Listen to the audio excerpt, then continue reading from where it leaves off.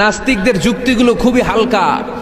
ওরা স্রষ্টাকে মানতে চায় না, আল্লাহরে মানতে চায় না। এর কারণ ওরা বলে আনসিন ইজ নাথিং, যেটারে দেখি না ওইটা মানি না।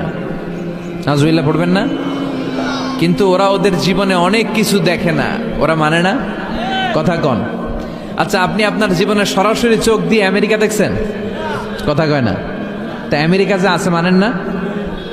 যারা এখনো হজে যান নাই, হজে যারা এখনো যান নাই, কাবা ঘর নিজ চোখে সরাসরি দেখছেন? টিভিতে না, টিভিতে তো সবাই দেখছে। সরাসরি কাবা ঘর দেখছেন? তো আপনি যে দেখেন নাই, আপনি সৌদি আরব যে আছে, কাবা ঘর যে আছে মানেন না? নাস্তিকরা বাতাস খালি চোখে দেখে না, দেখে, কিন্তু নাস্তিকরা বাতাস মানে না।